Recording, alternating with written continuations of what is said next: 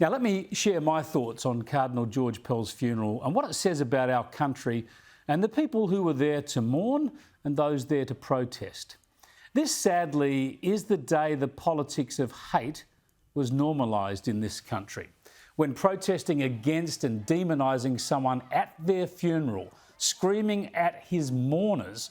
Well, today that was seen by many to be acceptable. Most media accepted it. Some even seemed to encourage the protests.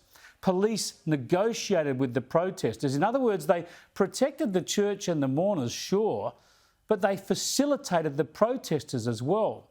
So all in all, this was a new marker in the progressive political landscape of hatred.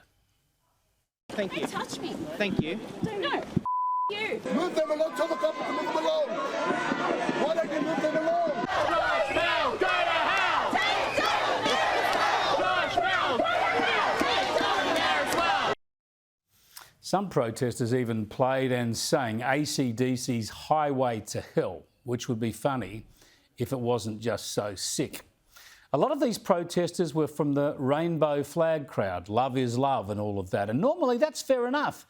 But where was their love today? This was all hate. And they roped in Dutton too, which is telling. We understand the trauma. We know terrible things have been perpetrated by some Catholic clergy. We know there are victims and there are cases of ongoing pain, of course. But this is an attempt to make Pell the scapegoat for all those sins, to vilify him, an innocent man, even at his funeral, because he was the man who tackled the problem, tried to bring the perpetrators to justice and help the victims while protecting his church. And I must admit, when I heard them chanting about hoping Pell would go to hell, it struck me that most of these protesters wouldn't believe in heaven, purgatory or hell. Inside the cathedral, former Prime Minister Tony Abbott was on point.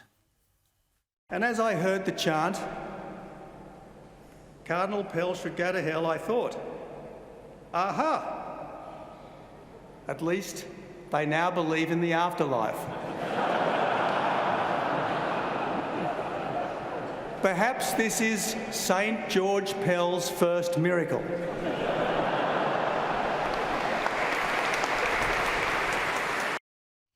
Yeah, amazing stuff. You see, the protests against Pell weren't really about religion or faith.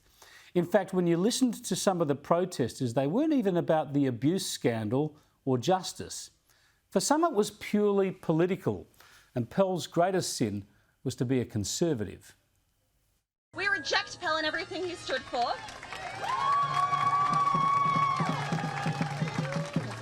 And we reject anyone who wants to keep his rotten legacy alive. And not only are we going to send Pell straight to hell, we're going to send his politics with him, and we're going to send anyone else who wants to carry on his project in the here and now. There you go. Inside the cathedral, there was solemn ceremony, ancient tradition and religious hope. And there was humanity. He was a prince of the church, a good and holy man, and a proud Australian. He also had a punt on the Melbourne Cup, and was a passionate Aussie rules fan. His recent observation that the climate change movement, quote, had some of the characteristics of a low-level, not too demanding pseudo-religion, was the kind of comment that enraged its adherents precisely because it was true. And throughout history, that's what people have been martyred for telling the unpopular, unpalatable truth. Abbott also called Pell Australia's greatest Catholic and suggested he was a saint, which appears to be something of a snub to Mary MacKillop, Australia's first and only saint. Her statue is just outside that cathedral. Still, it was a fitting tribute to George Pell that the mourners who came to farewell him showed some of the courage for which he was revered.